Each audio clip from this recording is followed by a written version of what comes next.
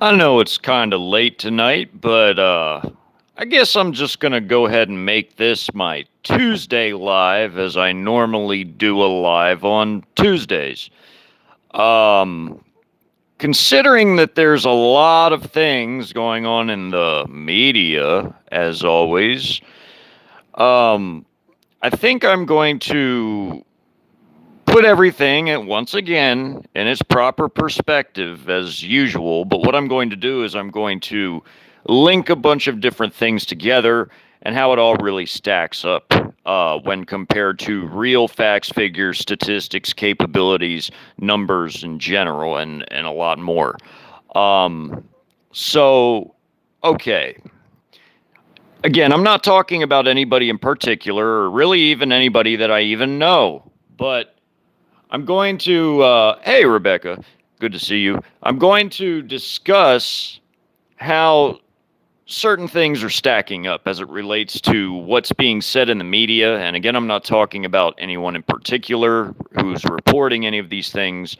But once again, we have to remember that mainstream media has infiltrated alternative media by getting people to use their articles and read their articles, but which basically, if you're just reading MSM articles and you're not questioning the content in them, or referencing actual facts and figures to see if they're telling the truth or not, then you're basically just parroting an MSM article.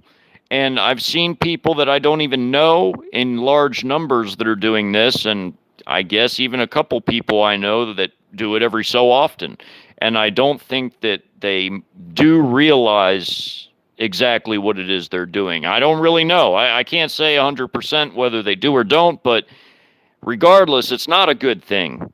I'd be lying to everybody if I thought that that was okay. It's not okay, because they count on people to not do investigative journalism, whereby people actually either pursue stories on their own and find the stories, or whereby they actually check what's being said to fact check it, whereby they actually go and see what's really going on with real numbers, facts, figures, stats, capabilities, and more and more. So, okay, they're talking now about what occurred with Japan, and let's put that into perspective here for a moment, shall we? I see a lot of channels doing this, just no one in particular. Quite a few are doing this, but we have to remember that 5 years ago, North Korea had already done this, and before that, and before that. This has been done not once, not twice, but several times. This has been done where the North Koreans have test fired missiles over Japan. And as it relates to the Russians with their sub, they've had this Poseidon, for quite a long time. And by long time, I mean it's been in the works for years, and then it's been out now. It's been released for a few years now. I mean, they've had this thing. They've been deploying it here and there. This isn't anything really new. It's not anything profound. I think that people are getting jumpy because these things are happening all around the same time, but we have to remember, for those who believe in prophecy, which I happen to believe in prophecy, okay? For those who believe in prophecy, we can't ever forget that there's so much that hasn't even happened yet that still has to be fulfilled.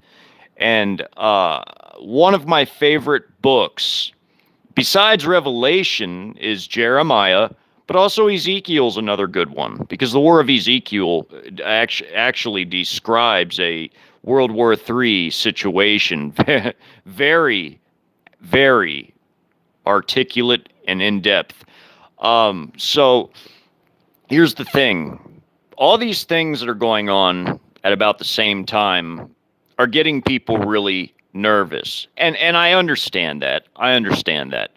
Because with the finances being so shaky in the West, And that's another thing I'm gonna piece together into all of what I'm talking about is that I've seen some false stories pertaining to China in the financial realm. It was kind of funny, and I seen this yesterday.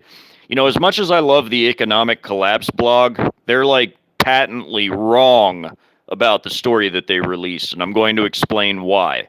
I mean, a lot of this is stuff that I've spoken of in the past, but it's still very much relevant to this day.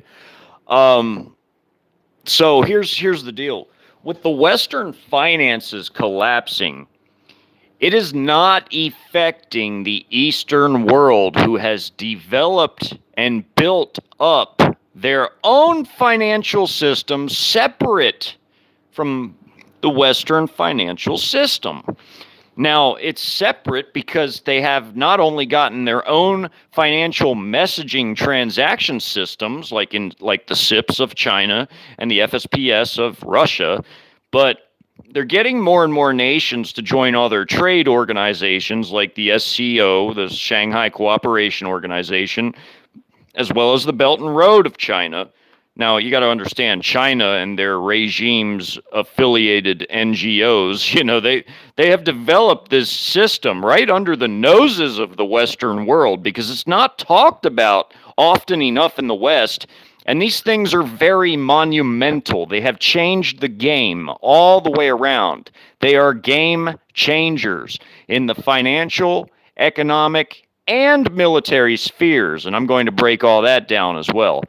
But you have things like the trade systems which have actually helped China to infiltrate, subvert, and dominate many nations of what they call the global South, which is like Africa and Latin American nations and other parts of Asia.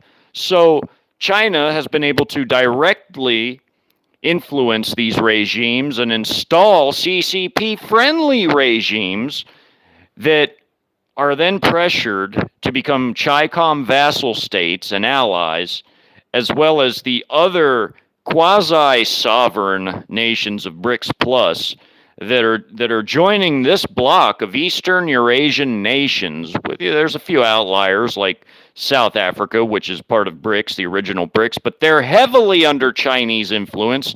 And you have Brazil, who is heavily under Russian influence. So BRICS Plus is a Eurasian bloc because even the outlying nations are heavily under the sway of the two most powerful nations on Earth, which is the world hegemon, the world superpower China, and their junior partner Russia.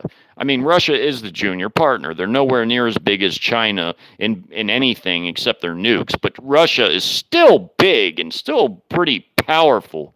Even though they're not as strong as China, they're still pretty damn powerful. And it's like more of, I look at it like how Nazi Germany was the senior partner and fascist Italy was like the junior partner. I look at it as a sort of a very similar type of relationship going on there. They both respect each other, and, even China respects Russia, but still Russia's not anywhere near as powerful as China. They don't produce as much steel. They don't hold as much gold. They don't have as many major military industrial plants. Although they have quite a bit of industrial capacity, their overall capacity is only about 1/3 of what China's overall capacity is to produce for their military industrial complex. And I'm talking in terms of vehicles, armaments, equipment, etc., etc. So, what I was going to say about breaking down how this affects the military domain as well as the economic and financial with the BRICS, with the Shanghai Cooperation Organization, Belt and Road, and all the other organizations they have going on there. They affect the military domain in the sense of trading relationships, because Eurasia is a massive landmass. So not only do they have options to trade by sea, but they also have options to trade inland. China has cooperated with all their neighbors to build massive superhighways, like they've done in Pakistan, all the way to Iran. They're building one through Afghanistan. They've built them in the other Stan nations like Kazakhstan. They've built it in Kyrgyzstan, and Tajikistan, they have highways, super highways, and they also have them going into Russia. They're also improving the road net or the rail networks connecting Russia to China, building extra pipelines too, because China now pipes in about every bit as much oil as it gets by sea from Russia. So they basically doubled their oil imports from Russia by what they get from both sea and pipeline, which both equal about the same quantities. So they're getting the same quantities at sea that they're also getting pumped in by pipelines. So China has been getting lots of massive energy resources, and that's because they're building up to crush the West with Russia. China's also been putting their troops in nations like Serbia for sure, and also more than likely Belarus, because when they had their large military exercises outside of Moscow months ago, you can best believe that all that heavy Chinese equipment has gone further into Belarus to prepare for the invasion of Europe that's going to be coming. How soon will that be? It could be months away, or it could be next year. There's no telling, and by months I mean a few months, or it can be next year. But we know that they've been setting up for quite some time. They've been setting up for already months. So there's no telling how much heavy equipment, troops, their personnel, their gear, their vehicles, everything that they have gotten in to ports in Montenegro, like we have gotten in our stuff through Al-Shawaiba to be sent into Iraq when I was going to the Iraq war down there. So the Chinese also have sway over Montenegro because Montenegro owed them for Belt and Road projects. They built a major superhighway through Montenegro. So now they're getting influence over Montenegro to be able to send all their heavy equipment and vehicles through the ports in Montenegro to send them into Serbia. It's much like we got our stuff in Kuwait to send it into Iraq. So we know that, and we know that Russia, as China's primary ally, they're basically their biggest ally. China's the number one hegemon, world superpower, but Russia is the second most powerful nation, and they're China's primary ally. We know that Russia conducts regular training military exercises with China, and we know that as allies, as brothers in arms, as economic and financial best buddies, they're going to stick together and they're going to do everything together as it relates to the coming World War III. Besides all that, they have very different policies than the West, being Eastern nations. The East has its own elites, and as I've said before, that it could be quite possible that Vladimir Putin might be the most wealthy man alive due to all the assets he has, and there's no telling how much liquid assets besides just the hard assets he owns. He could very well be the most wealthiest man alive, if not one of the top three. So besides that, you've got other elites in Eurasia, like in China, the nation with the most billionaires on Earth. Yes, the most billionaires on Earth. Mainland China has 698 billionaires, and Hong Kong has 71 billionaires. So Hong Kong, being a part of China, counts towards China's grand total. Now, Hong Kong is known for its humongous banking and its stock exchange.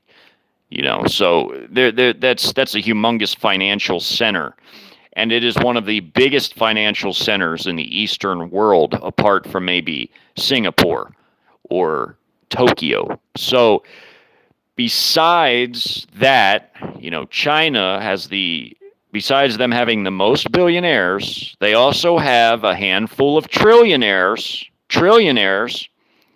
which have, gotten their money through grift, through whatever, off being leaders of the regime. You have Xi Jinping, who's guaranteed, the emperor, little g godman of China, he's guaranteed to be a trillionaire, along with a small handful of his key regime leadership, his cronies.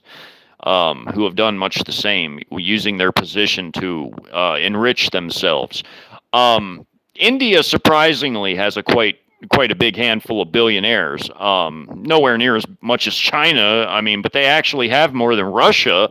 But Russia, remember, has a vastly smaller population than does India or China. So, for Russia to have about 117 billionaires that's about right. It's about right for their population.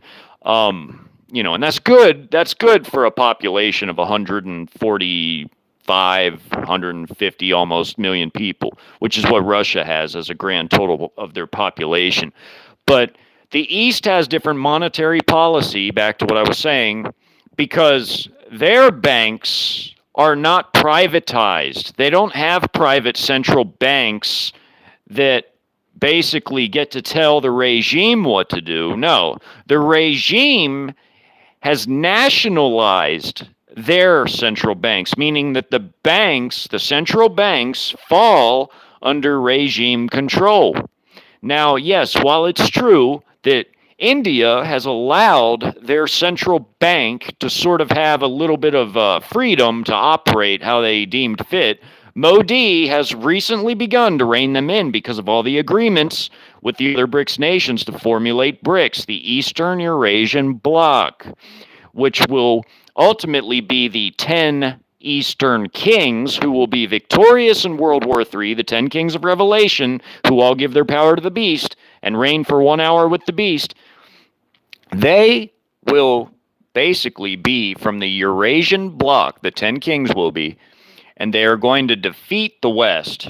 And that includes the WEF, who does not control the world or influence all the world nations. They only have sway over the nations of the West. That's all. That's all they control.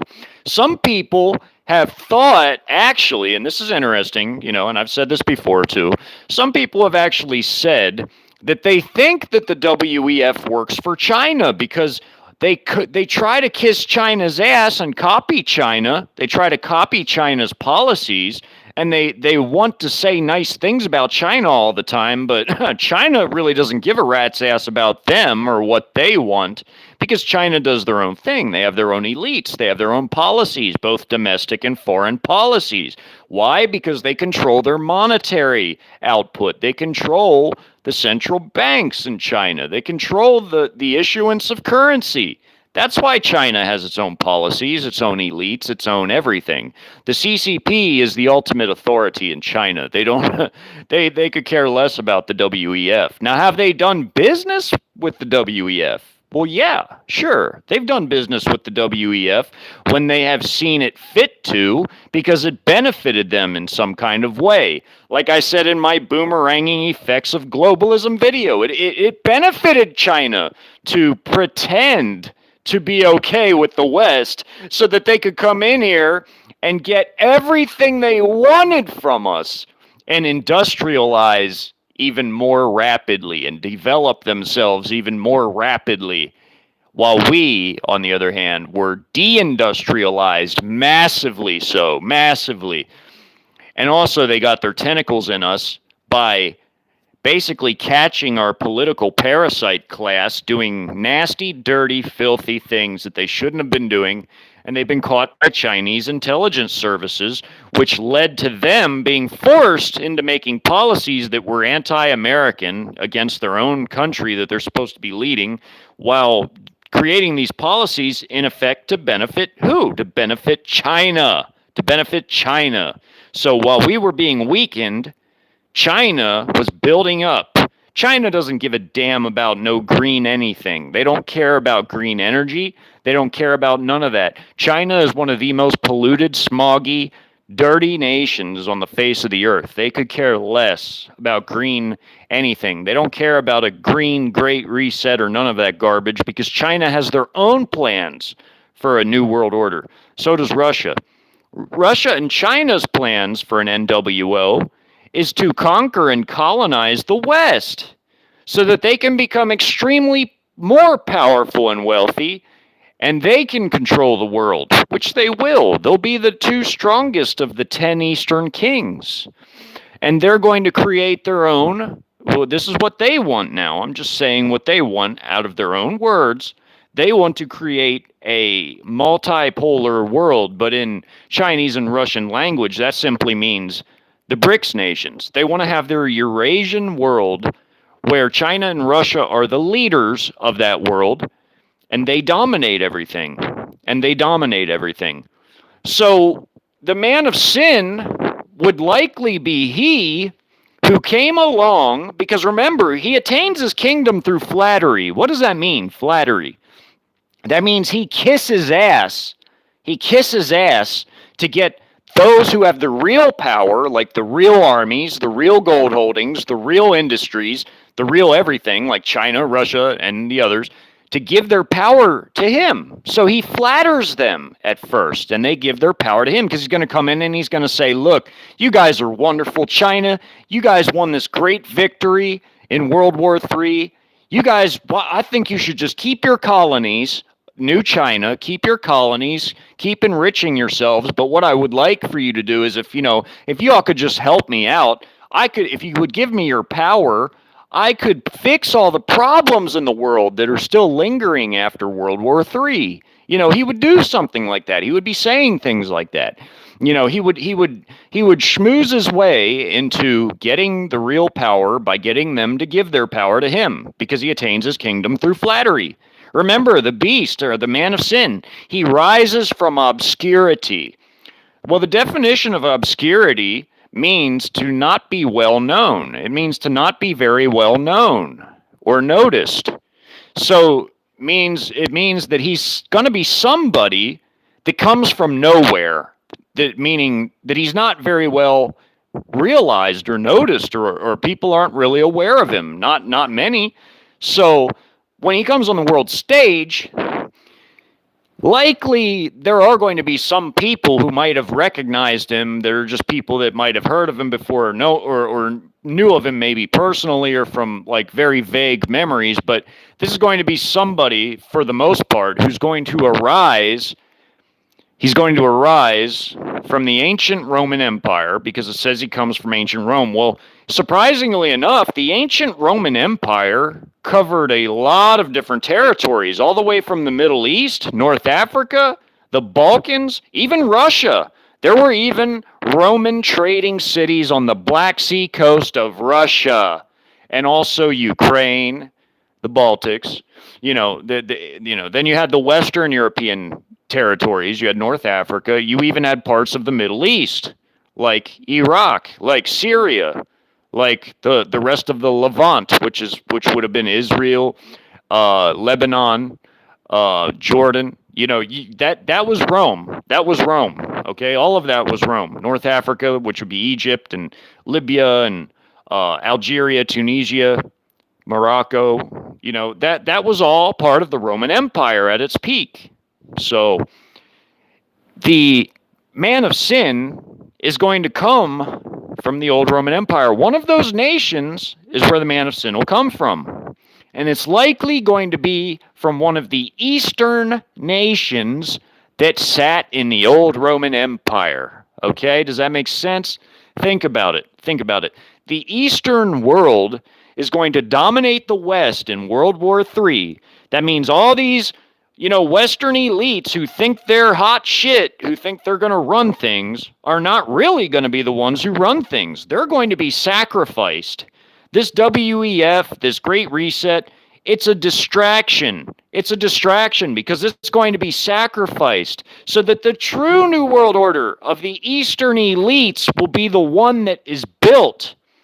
There's no Great Reset cities in the West. There's no viable infrastructure that's replacing all this crumbling infrastructure. How are they going to replace a devastated grid, a devastated Western world after the Chinese take over? They're not, because it's going to be a Chinese colony. They're going to Sinofy it and turn it Chinese, okay? The Russians are going to get their Arctic Circle parts. China's going to get the lower parts of Canada and the lower 48 for the food production, and whatever resources, of course, are there to boot, but mostly for the food production. The Russians want all the wealth and mineral resources and fuel resources and all the timber that's up there in the Arctic Circle. So China and Russia have already got their plans to divvy up and colonize the West, North America, and Europe. So what's going to happen is China and Russia are going to be the leading two nations of the 10 kings. There's going to be 8 other kings, but China and Russia, it'll be a Sino-Russian dominated world when the man of sin shows up, and the 8 biggest kings, or the 10, I'm sorry, the 10 biggest kings, because it's 10 kings of Revelation, are all going to give their power after their World War III victory to the beast, to the man of sin. And they're going to rule with him together for 1 hour in biblical time, which isn't very much time, okay? That's what the prophecy says. That's what it says. So they're going to reign with him for 1 hour.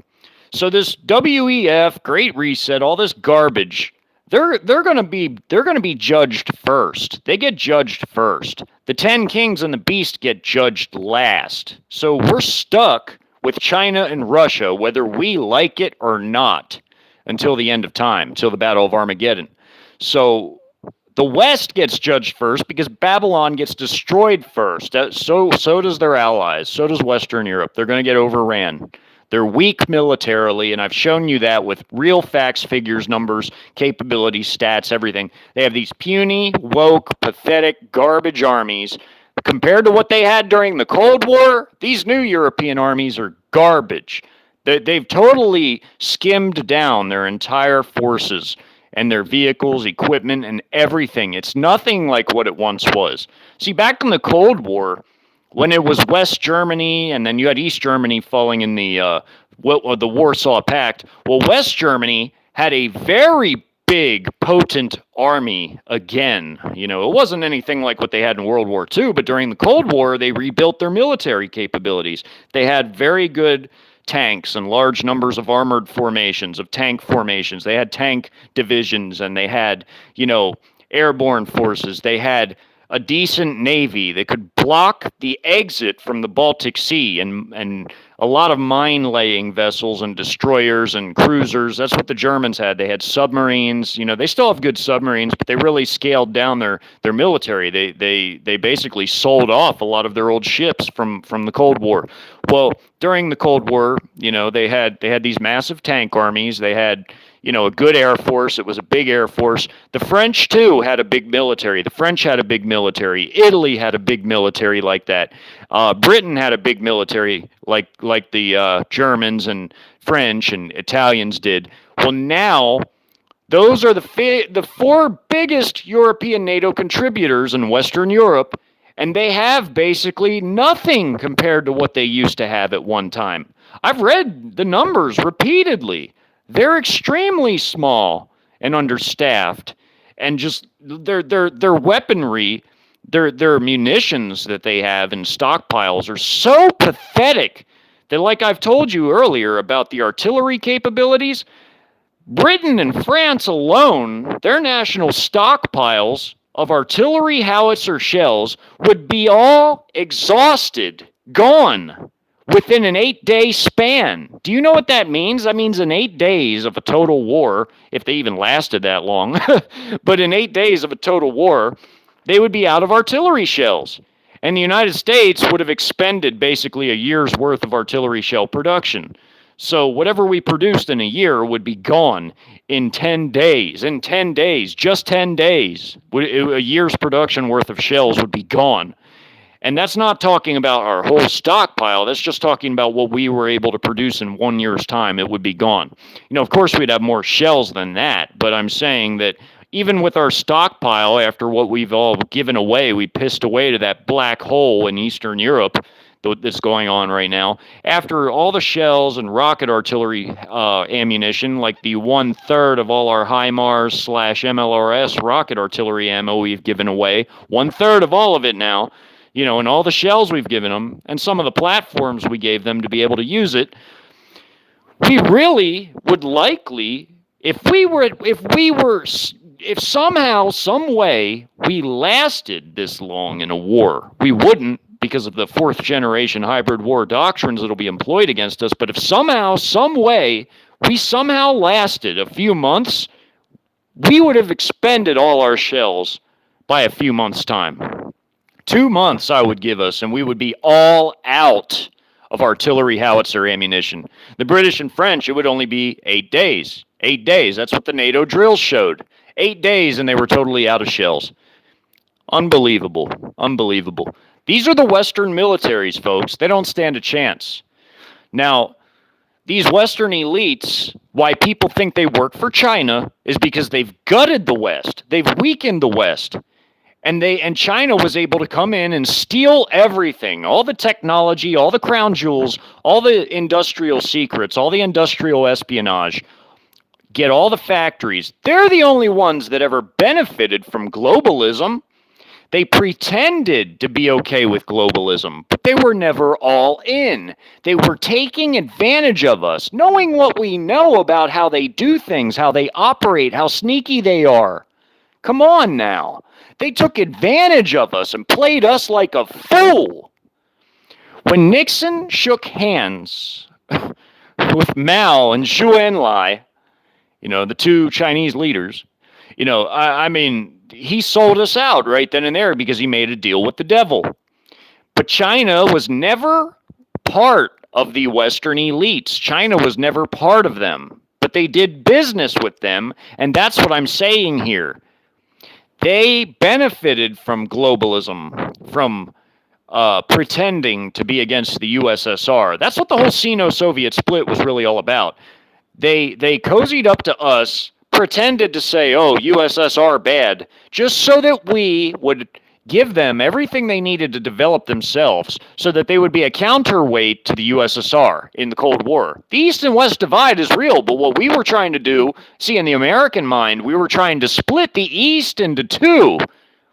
We were trying to split the East into two, divide and conquer, but it failed. It backfired because the Chinese are sneaky. They never had any intentions to harm Russia. Not really. Not really. Because when the USSR collapsed, China was sitting there not bothering anybody. They weren't bothering Russia. Russia was exceedingly weak after the USSR collapsed and Russia broke off. China could have gone in there and taken Vladivostok or any other areas that they wanted to, and Russia wouldn't have been able to do a damn thing about it because Russia was in a lot of turmoil and chaos after the collapse of the USSR, and they were completely broke. They could no longer afford to maintain a world-class military. China could have just gone in there and taken anything they wanted, but they didn't. Instead, it was the West who took advantage of Russia, and these are facts. They took advantage of the oligarchs trying to sell their old country off. All the former Soviet states had oligarchs that tried to sell off former state industries that they had come into control over. So they started to sell off their nation bit by bit. Factories, scrap metal from industrial machinery, and even power lines for the electricity grid. They were stripping those down and selling it in so many places. I mean, they were ripping their former nation apart, all these former Soviet states. But Russia got their act together, fiscally and otherwise, because Russian patriots ended up stepping in and basically saving their country from total subjugation by Western elites. Because the West always wanted to bring Russia back in the fold. Don't people know that it's people like the people right now, like that woman, what's her name? I'm trying to think of that woman's name. The State Department woman that wants to rip Russia apart. She said it in her own words. She's the one that cultivated Ukraine as a proxy. It'll come to me. Hold on. Dang, I have a bad memory issue. Victoria Nuland. Victoria Nuland has said that they want Russia either as weak as they were in the 90s, which they were really bad off in the early 90s, right after the USSR collapsed. They want Russia so weak that they're either as weak as in the 90s, at very bare minimum, or so weak, in fact, that they can go in there and dismantle Russia and break Russia up into different nations. They want to break Russia up into different nations. That's what these Western elites want to do to Russia. Did people not hear Putin's speech where Putin, or also Chinese speeches even before that, where they declared that there is an East and the West, and they bash the Western elites. and they say that the politicians are puppets. Has anyone ever heard Putin's speech recently? I posted a video relating to it where they went over some of the fine points of his speech where he laid it out. He said that Western leaders are all puppets with no original brain or thoughts of their own, and that they're controlled by elite Western bankers. He said that in his newest speech. Putin did. Why would he say that if he wasn't in competition with the Western elites? Same with Xi Jinping. Why would the Chinese talk about the Western elite system? Their system is that way, where the central banks are privatized and they run amok and they control the regimes of the West. Why would they say those things if they didn't mean it? If they were so, in bed with the West, which they're not, they wouldn't be talking about the West in such a way. No, it's because the East and the West are two separate elitist entities. They're like the Colombos and the Genoveses, and they're about to go to war, everybody. They're about to go to war. Like how mafia families can either do business, have sit-down meetings, but then they can also go to war right thereafter. It's the same thing between these two sets of elites on the world stage. They've done business together when it suited them to do business together, but then when they have no more commonalities or common goals, then they go to war. That's what we're witnessing right now. They don't care about the WEF. They don't give a damn about no Great Reset. They don't care about the West or its leaders. They have their own plans, and that is to take over the West and colonize it and have a Sino-Russian-led world where they control the Eurasian bloc. Mark these words. I'm no prophet. I'm no watchman. I'm none of the above. I'm not a teacher. I am a record keeper, and I'm a professional amateur researcher in the realm of military affairs internationally and here at home. I make hypothetical documentaries to convey doctrines of war, concepts of war. That's what I do. But mark these words because they are prophetic. My work is kind of prophetic in a way too, because these concepts are all real that I've shown throughout hypotheticals. But here's where what I'm saying is prophetic. You will see it happen. You will see it. They will defeat the West in World War III. They will destroy Mystery Babylon. You will see the elites of the West pulled out of their hidey holes. It'll be shown on Chinese television, like how we pulled Saddam out of his hidey hole, and they showed Saddam getting a medical exam, and right then and there, and they humiliated him by having some doctor putting their fingers in his mouth and doing things like that for some exam that they did as like a show, like a made-for-TV type of humiliation.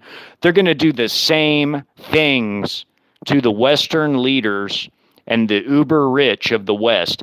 They're going to pull them out of their DUMBs, their deep underground bases. They're going to pull them out of their hidey holes, just like what we did to Saddam.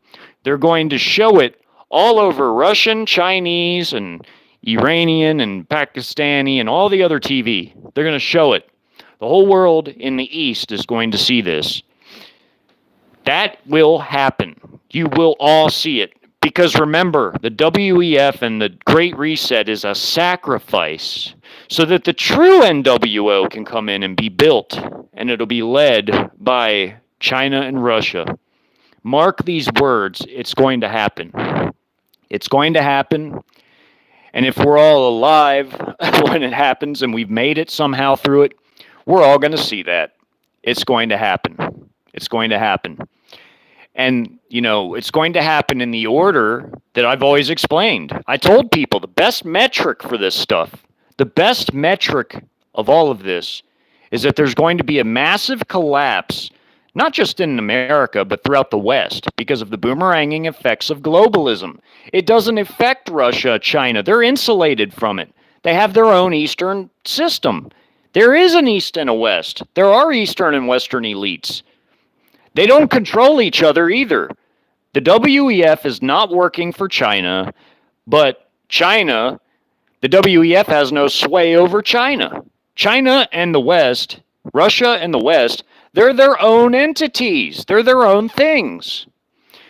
They're always trying to get the best of each other because the West always tries to cultivate color revolutions in Eastern nations, but the East is infiltrating the West with their own militaries, like what they're doing in our country, buying CCP properties and basing their troops on for a future invasion through hybrid war doctrines, where they have external components coming in to aid the Trojans, with the externals blitzkrieging in from the borders and the coasts, acting as a heavy-handed reinforcement for the Trojan shock armies, which are the Chinese military and paramilitary forces that live among us, that will muster on the CCP properties when the invasion day comes, and they'll break out of their properties and capture objectives that are very near their properties. All the while, high-tech weapons will be used en masse. So it's a doctrine combining externals, Trojans, and high-tech weaponry, all working in concert. It'll be even faster than Blitzkrieg. America will fall faster than nations fell during Blitzkrieg, where it took weeks for them to fall. No, America will take a few days. It'll take days, like how it takes 4 days in my work and my timeline where we had no internal conflict or collapse, where we just start off like right now, where we have really, really horrible economic problems, like as I'm speaking these words, because I don't know, next week we could collapse. Who knows when it'll be. But look, in my timeline of the invasion work I do, the audiobook, the typed out stories and community tab, the documentaries in my playlists tab, we didn't have an internal conflict. We didn't have a collapse before that. We just went from times like right now straight into an invasion where they just bum rush us and destroy us and take over. But in the real timeline, we are going to collapse. We are going to have an internal conflict like Syria. It'll look like Syria with multiple factions. And then we will get invaded when we have basically been so ripped apart that it'll be like just sweeping dust into a dustbin at that point for them. They're just going to come in and just crush whatever remains and plant their flag, and that'll be it. So, yes, it's going to happen like that. Let me see what people are saying. I've been yapping for so long. I haven't even looked at the chat, really, other than when I said hi to Rebecca here. Let's see who's in here. Sorry, I have to push buttons here. Dang. Okay, here's everybody. Hey, Rebecca. Live music. And El Romero. What's up, Romero? Yeah, North Korea's done this before, Romero. It's really not anything new. They've done it 5 years ago, and then they've done it a few years before that, and then they did another one before that. They're actually, it's not uncommon for them at this point to fire missiles over Japan. It's basically just a scare tactic. I mean, that's all I could say about it. It's just the timing of it is what has people so on edge, because and I get it. Our economies in the West are about to collapse. You have Eastern nations like North Korea and Russia doing things that are perceived as aggressive, and even though these are things they've done before, it's really nothing new. I mean, people are so into all this overly hyped nuclear stuff, and it's ridiculous. Like, people overly hype nukes, Even in the context of the Bible doesn't even say we get nuked, like blanketed by nukes. No, it says we're covered in armies. We get invaded in all directions by armies, from the inside and from around, the outside. All sides means literally all sides, inside and out. The word all. It didn't say from the north or from the oceans. No, it said all sides, all, like inside and out. We get invaded. Russia and China are not going to nuke their own troops. I promise you that. All the Trojans that they've gotten in over the years, they're not going to nuke their own armies. How stupid would that be? No, they're going to use like a small amount of nukes, if that. It's not going to be very much. I mean, they are going to use nukes. I'm just saying it's not going to be a very big quantity. I mean, we're looking at like a few dozen tactical nukes, which are like low yield nukes that don't like, they're not these humongous, like massive 1 megaton strategic nukes, which they might even use maybe like I've said before in the past, multiple times, they might use maybe a handful of them, like 5 of them or less. But we're largely looking at them using like tactical nukes. It's not going to be like but a few dozen of them. The conventional forces, that China has to bring to bear are so just monstrous. They're monstrously big. They're huge. They're a monstrosity. They're gargantuan. There's no word for how gigantic they are. I mean, then the Russians, they have fairly sizable forces. I mean, they could send a few million over here. I mean, if they don't already have them here, I mean, there's no telling. I don't know what Russia's really done and not done insofar as like how many numbers that they've gotten in. I know that they have forces here, but I don't know the exact numbers. But I would say that if I had to estimate, it's quite possible that they have in the ballpark of like 1.6 to 2 million, anywhere in between there, because they're also dealing with what they're dealing with inside of Ukraine, and even there, and also Syria too, and they have to watch their borders with other areas like NATO. Look, even so, it's still entirely possible that the Russians could have anywhere between 1.6 and 2 million here. And it's extremely possible, not only possible, but it's probable that China throughout North America has 10 million forces. You know how massive their paramilitary is. 20 million paramilitary, all armed and have the same training as the regular military. They're armed and militarily trained, but they're paramilitary. They're a parallel military, like another military, like a separate other military structure. Then you have their regular military with 5 million reserves, and then they have their 4 million man active duty military, which is their strategic missile rocket forces. I've heard that used interchangeably. Once again, they have their PLA-GF, which is their People's Liberation Army ground forces. They have their PLAN, which is their People's Liberation Army Navy.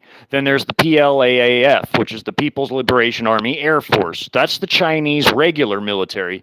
And even their active military is the biggest military on Earth. And I'm talking in active terms. I'm not like, this isn't even just talking about reserves or paramilitary. I'm strictly just mentioning their active forces are the biggest active duty military on Earth.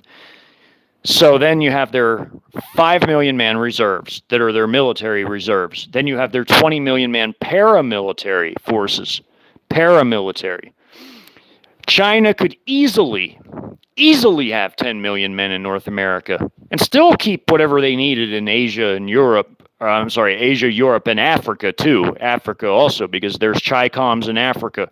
They would still have plenty to rotate in those areas. China is massive. Nobody can hold a candle to their military's size or technological prowess, really, because they have the best cyber warfare capabilities. They have the biggest, most technologically advanced navy on Earth, and that's irrefutable and indisputable. Same thing with their army. It's the biggest, most technologically advanced army on Earth. They have the best cyber warfare. They poured a lot of money into that. Gee, maybe because they're going to use it to take down the Western grids and comms, and because they're going to use it to shut off our nuclear arsenal so we can't even get a shot off, like how they hack solar winds to be able to do that. It's been admitted to that the nuclear grid has been so compromised by China hacking into it that it's most likely totally out of the picture, that it can't even, be effective any longer. That's been admitted to. So China invested heavily into cyber warfare just to take us down. Their industries give them the ability to have a back door into all our high-tech stuff because of all the chips we bought from them instead of Taiwan. No, we buy chips from our enemy because chips from our enemy is cheaper from China than it is from Taiwan. It's always a lowest bidder situation with our armed forces. So they've done a lot of harm to us in that avenue as well. China is the most advanced nation in terms of robotics and laser development on Earth right now. They have the most advanced combat air fleet, and it's the biggest combat air fleet. Not overall Air Force, just the combat planes that they have. They have the most number of combat aircraft. Now they're catching up in overall Air Force size because the rest of the Air Force consists of cargo planes, mid-air refuelers, AWACS aircraft, so on and so forth, trainers, whatever else. So China's catching up in the other category. But as far as combat aircraft, China has the biggest combat air fleet on Earth. It's massive. It's massive. their strategic bomber fleet, their tactical fighter bomber aircraft numbers, and the numbers of fighter aircraft they have, which the tactical fighter bomber / fighter fleet that they have is the biggest in the world. Now, the strategic bomber aircraft fleet they have is the second biggest after Russia, but when you combine all three classes, China still has the most combat aircraft because China has massively more fighters and tactical fighter bomber aircraft than Russia or the United States. So Russia, while it has the most strategic bombers on Earth, and I'm including what they have warehoused in that number, warehoused and maintained in warehouses, Russia has the biggest number of strategic bombers on Earth. But they don't have as many fighter and tactical fighter bombers as China. And I think they're pretty close to us in the numbers that they have in those categories. But I think we might have just a little bit more of those. But the number of actual strategic bomber aircraft tips Russia over the edge in terms of the numbers of combat aircraft, because that counts towards overall combat aircraft numbers, because fighters, fighter bombers, and strategic heavy bombers are all in the same combat aircraft category because they're all types of combat aircraft. So that tips the numbers in Russia's favor, where they have more overall combat aircraft than we have. But we might have a little bit of more fighter and fighter bomber aircraft than Russia has, but still, China outnumbers both by a lot. And they have the capacity to build a crazy amount of fighter and fighter bomber aircraft. They have the capacity to build 400 of those a year. A year. Russia can only build 150 a year of those. As far as tanks, Russia can build 250 tanks a year, and China can build 750 tanks. So when it comes to fighter bombers, and also when it comes to tanks, China and Russia, Russia has about 1/3 of the actual production capacity, capabilities that China has. China has much more production capacity than Russia, but Russia still outproduces us in both of those categories of vehicles. Now, I've been forgetting to look up what the IFV and APC numbers are, but judging by how many China has in armored fighting vehicles too, like MRAPs, judging by the numbers that they have over 60,000 when you combine IFVs, APCs, and MRAPs and other armored fighting vehicles. But if you're just going by APCs and IFVs, they have 39,000 of those. Basically 40,000, But when you combine their MRAP class to that, their armored fighting vehicles, to their IFVs and APCs, you get over 60,000 total. Judging by their numbers of all those types of vehicles, and judging by the fact that, of course, APCs and IFVs don't require the amounts of metals and, workmanship and time and effort and energy that tanks require, because tanks are heavier vehicles, and plus there's a lot of different systems that go into tanks because of their gunnery and everything relating to that, and everything else. Look, tanks are larger vehicles and their engines and everything. The APCs and IFVs, you could likely build 3 of those for every single tank you can build. So the numbers of those classes of vehicles that China can produce would easily be like 3 times their tank numbers, which are 750 annually. So it'd be like in excess of like 2,000 some IFVs, APCs, or MRAPs that they could build in a year. I mean, they can build a freakish number of stuff. There's never been a production capacity like what China has since the days of World War II. Seriously, there's never been a production capacity since World War II is what China has. China has an insane capacity to turn out submarines and ships like some fools, man. Like, they have 1,200 shipyards in China. We have 4 dedicated military shipyards, but all of China's shipyards, all 1,200 of them, can be retooled at a moment's notice because they're all set up that way. They can all be retooled at a moment's notice to build military ships at any time. Why? They're set up that way because of their civil military fusion policy, which means that anything for a civilian use can be converted to military use at any time at a moment's notice for wartime.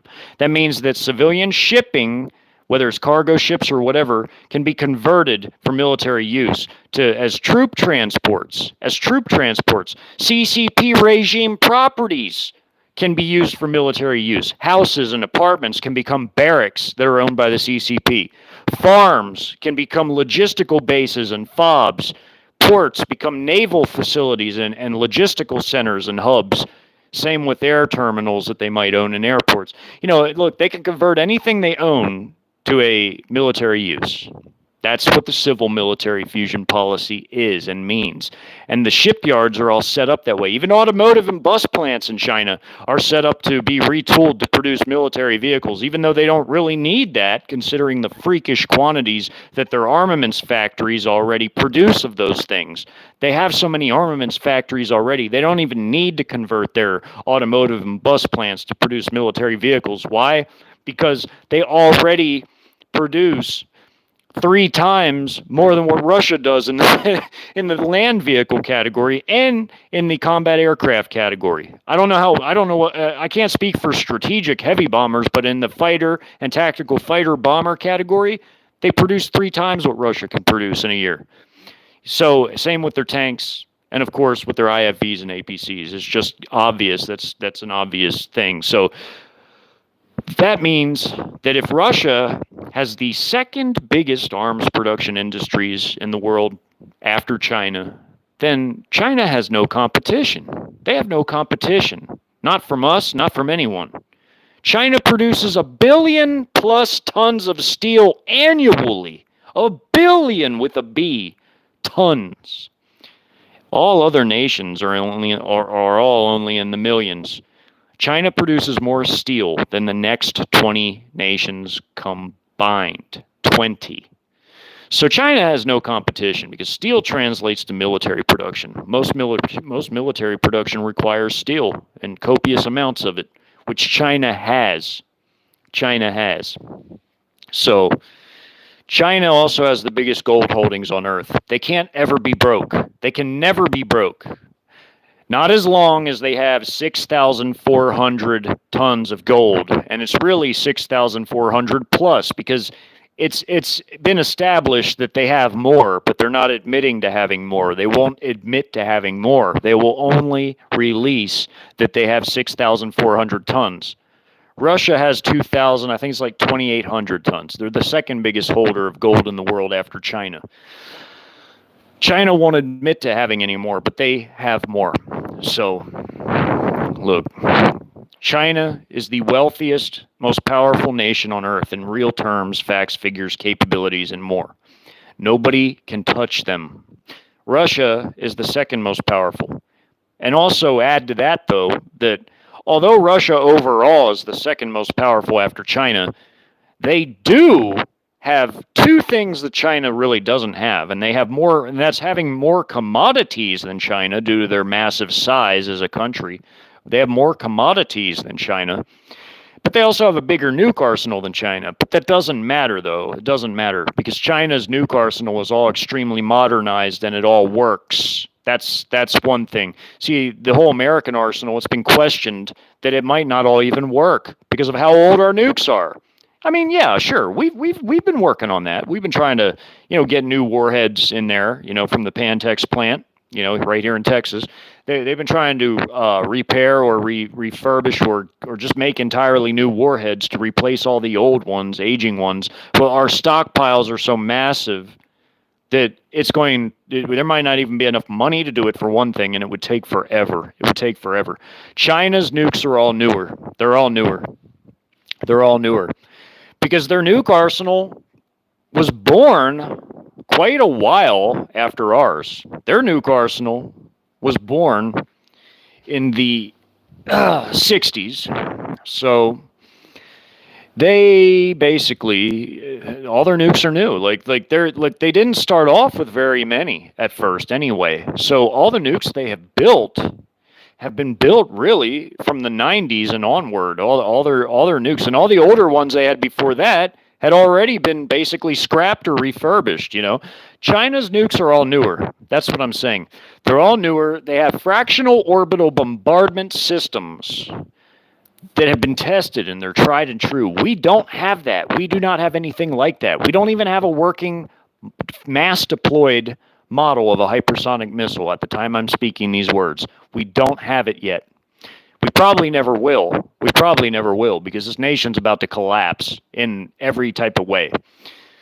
So basically, here's the deal. China had 22 tons of enriched uranium, weapons-grade uranium, in the past 25, 30 years.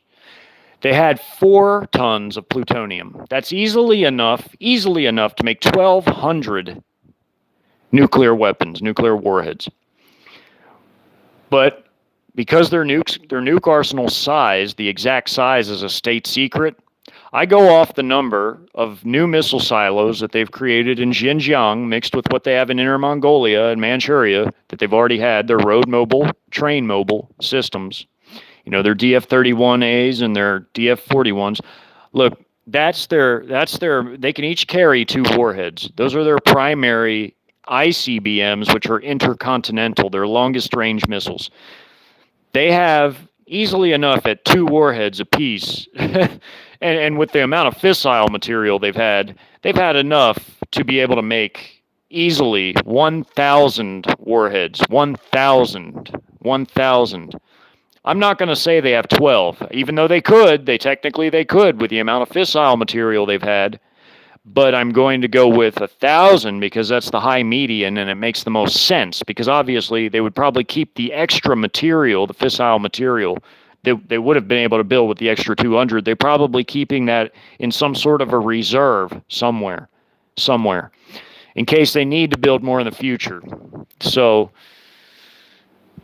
be that as it is, you know, it's still a state secret. But they have hypersonics. They have the ability to cloak their missiles the same way planes are cloaked from IR and from sight, like those old stealth suit type of technologies, those mirrored stealth suits that have been around since early 90s that have been perfected.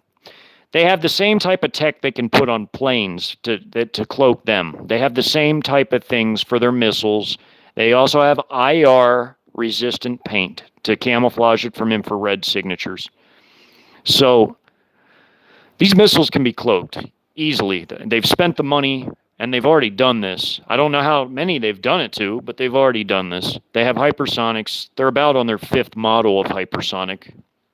So same with Russia. They're about on their 5th model of hypersonic. Russia has a pretty big army. You know, it's nowhere even close to China's in size. No one's China big. No one's even close to being China big, but Russia's armed forces are big enough. You know, they're not big enough to occupy a nation like America all by themselves in numbers that they have, but they're bigger than our military, and they could kick our military's ass if it's just a military on military thing. They'll whoop our military's ass.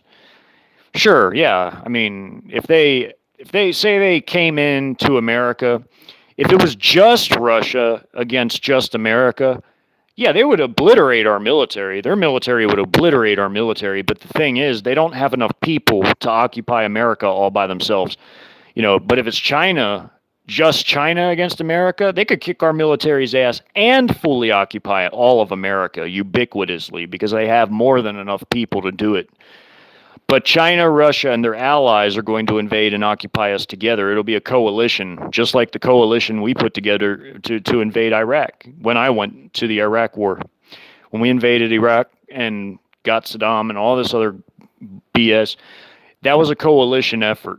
And that's the same type of thing that'll be done to us. They'll see us having our internal conflict, and, you know, Xi Jinping will probably get up on TV and be like, you know, I'll lead a coalition of the willing to disarm the United States, because they're probably going to use that as their excuse to invade us. I'm talking about these Eastern elites that run China, Russia. They're going to use that as their excuse to invade us because they're going to want our resources in all reality. But what they're going to do, they know how to shut our nukes down.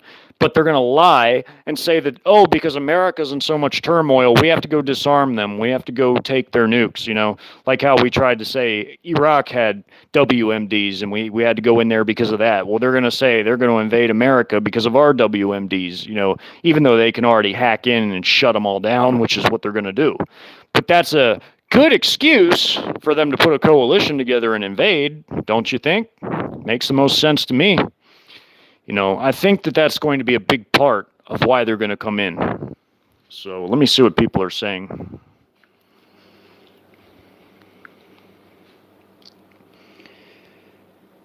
Hey, Rick Thompson, I haven't seen you in a long time. Welcome. Yep.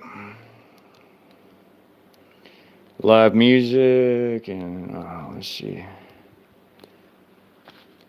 Yeah, you're right, live music. Without focus on Yeshua Messiah, people are going to be in a bad place when they perish. I mean, we're all going to perish one day. But the Bible also tells us we need to defend ourselves and we need to defend the weak. So that's going to be a big part of our free will and how we use it. And also preparedness, too. Preparedness, self-defense, defense of the weak. I'm very big on those parts of the Bible, especially as it relates to the wars that I cover.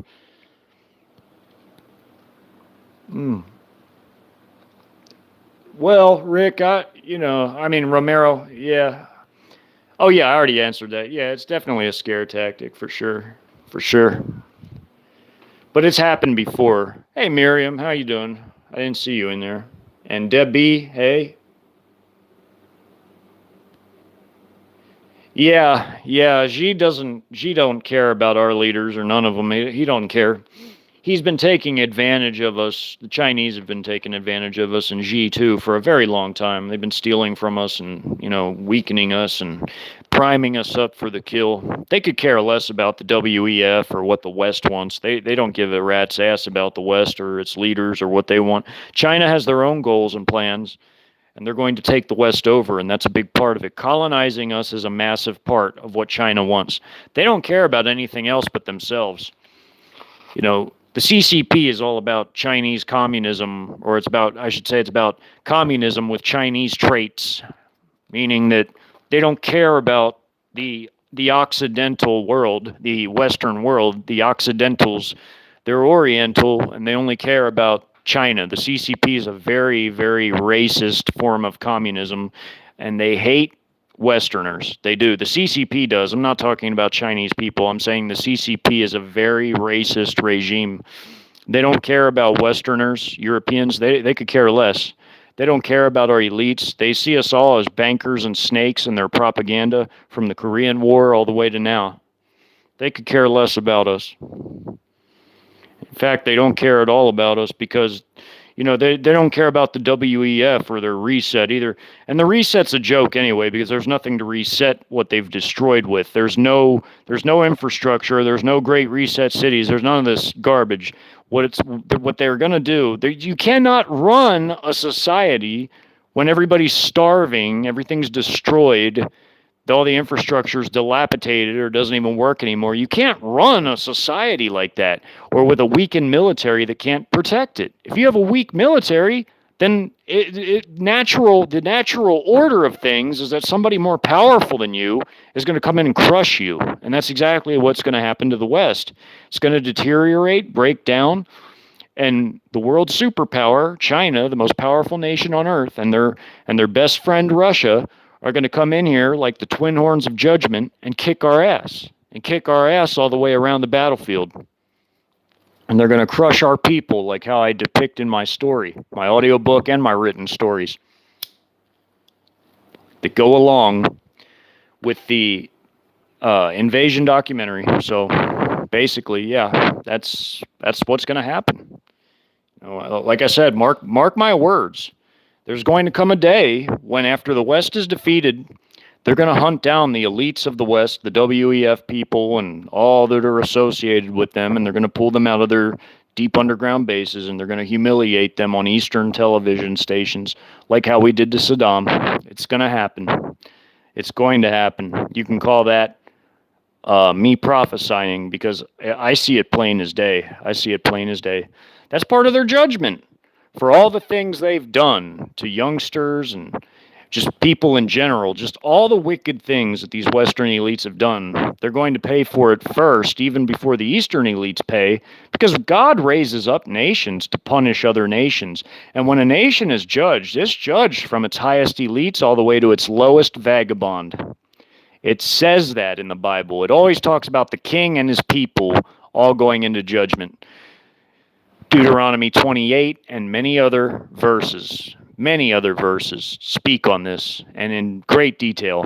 So when Babylon and the Western Europeans are defeated, the Western elites of the WEF, they're not going to have a leg to stand on. What are they going to do? They have no chips on the table. They're not going to have any authority to dictate anything. They have no security forces, i.e. militaries or paramilitary. They'll have nothing to protect themselves with. They have no say. They will have no say in what happens to them. The Chinese and the Russians are going to say, nah, you're not going off to no hidden villa somewhere. No, we're going to take all your money and you're going to be our slave. That's exactly what they're going to do. So, these elites, they're not going to have a leg to stand on. When they rip their own nations apart, which is their entire base of power, their whole power block is the Western world. When they rip their own power block apart, they're not going to have anything left. What are they going to do? Their power is going to begin to wane from the time of the collapse all the way to the Russian and Chinese invasion, where they come in to judge, where they're part of the judgment. See, it's not just going to be a judgment on the people. It's also a judgment on the elites, the leaders, the uber rich, everybody. Everybody is going to suffer in this. Everybody is going to suffer in this. Other than the people of Yeshua, his true followers, they might be the only people that get spared, and not even all of them will be spared. We're going to go through some things, you guys. We're going to go through a lot, everybody. We're going to go through a lot. It's not going to be easy. All you can do is ask God to have some kind of mercy on us as we, while we're in the midst of the judgment. By being in the midst of it, I mean where it's happening all around us. We can ask God to help get us through it, have some kind of mercy on us to help us get through it. Whether that's being able to defend ourselves and our families adequately, guiding our rounds into, attackers, or whatever, or preparedness, stretching out our supplies while we're being invaded, whatever it is, you have to ask God to get you through it, to have enough mercy on you to get you through it, however he gets you through it, because God works through the natural. He works through the natural. God always works through the natural. So you have to ask God for his divine protection, because everybody is going to go through something. Because this judgment is mostly for the vast majority of people who have gone along with this evil satanic garbage, with this wicked society for a very, very long time. And that's primarily what it's for. And it's for those who led them there, like these WEF people that, push their rainbow agenda, their rainbow people agenda, and their, sick, abortion agendas and everything else. It's for those people. It's for those people, and it's for the people that led them into it. It's for the people that led them into it. That's what the judgment's about.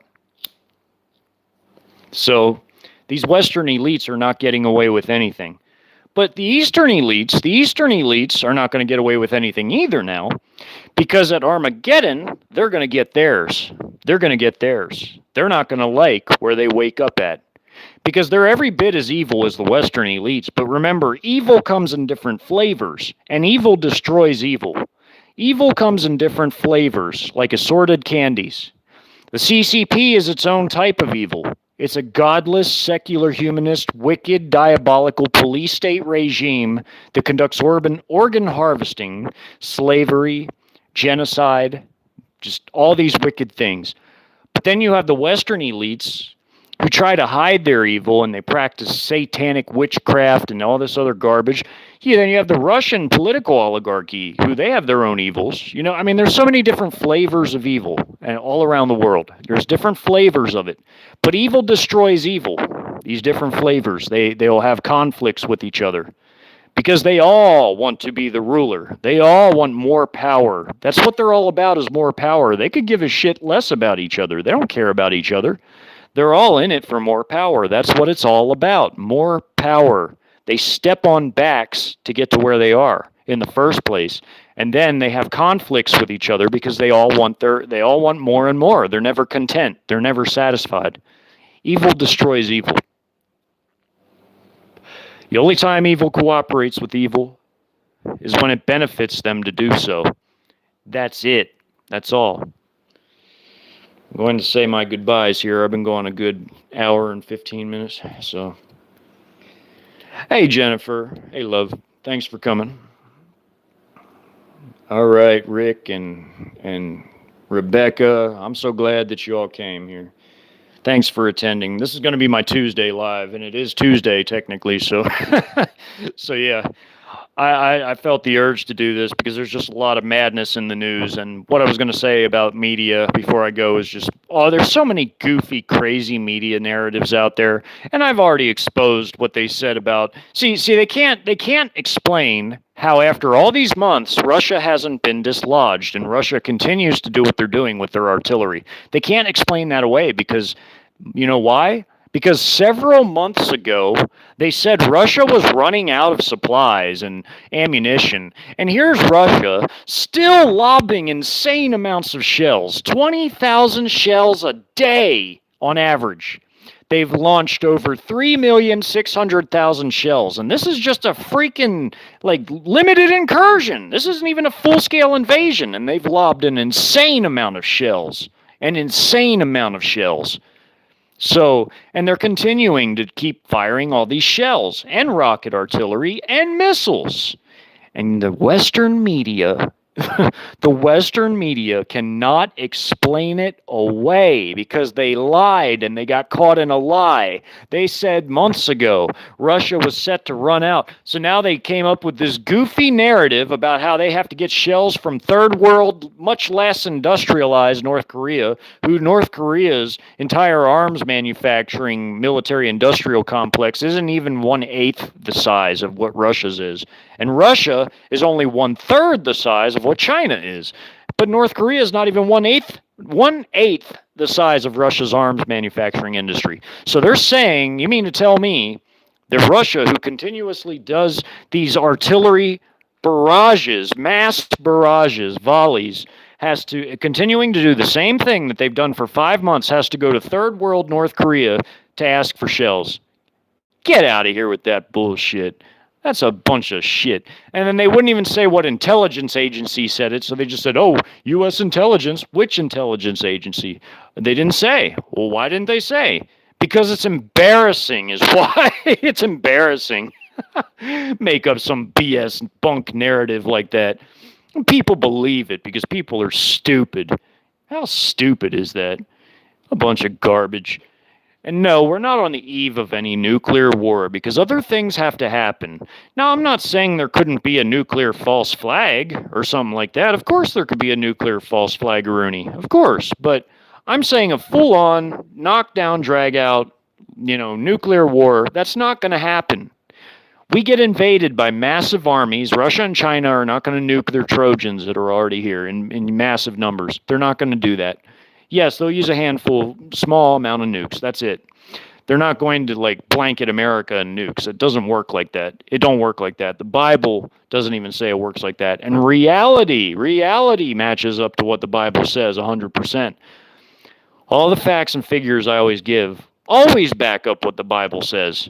Because I'm trying to show people that prophecy is 100% accurate and it's real. Because there's a lot of people who deny it. People deny Bible prophecy. I'm trying to show how real it is, and it is real. All of the facts, figures, capabilities, and stats that are happening in real life back up the Bible. Russia's not running out of shells. Besides China, Russia's the other main nation that invades us. How could they be running out of shells and then they invade us? That doesn't even make sense from a biblical standpoint, and it doesn't match the reality, which reality shows that after the USSR collapsed, Russia still had the vast majority of all the USSR stockpiles of shells and weapons and vehicles and equipment and massive ammunition stocks like you can't even believe that were built throughout the USSR period after World War II. I mean, you got to be kidding me. Russia running out of shells. What a joke. What a joke. I don't believe the news media, folks. That's what I'm saying. They come out with more and more BS narratives, and that one topped even the most goofy one that I thought I heard until that one came out, which was the State Department saying that they might recruit Americans into the Russian armed forces. That is so bunk that I had to address that one on its own in my live that I made. It has like 402 views now. I can't remember what. Oh yeah, it was the one that says it's never ending. That was the one where I addressed that lie. There's so many lies against Russia because remember, it's wartime, and in wartime, propaganda is prevalent, it's pervasive, it's everywhere during wartime because American propaganda is going to back up their proxy. They're going to back up their proxy 100% with propaganda, and that's the way it is. That's how it works in wars. Whether it's your ally or whether it's you, you're going to use propaganda as a tool to demonize your enemy and make them look bad.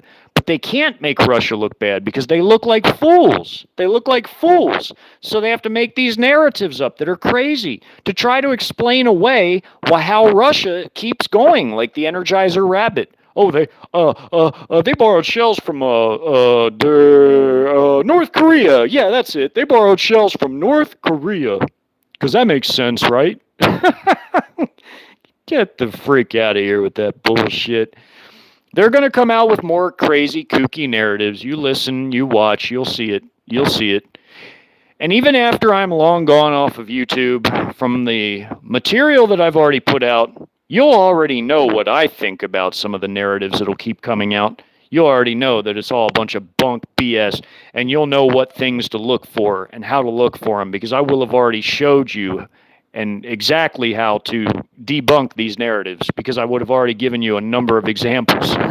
So, yeah, anything that they say wrong about Russia and China, you already know it's bunk. Like China is going to be broke. Yeah, right. China's the richest nation on earth. They have the biggest gold holdings on earth. They're doing a petro yuan renminbi. And if they ever needed to, they could back their currency with all the gold that they have and be the wealthiest nation ever. I mean, like, in terms of, like, their paper wealth. But they don't have to do that because they're about to do a digi-yuan. A digi-petro-yuan. Like how we had our petrodollar scheme, they're going to have their digi-yuan scheme, which is going to back their economy up, and they're going to reap the benefits of that.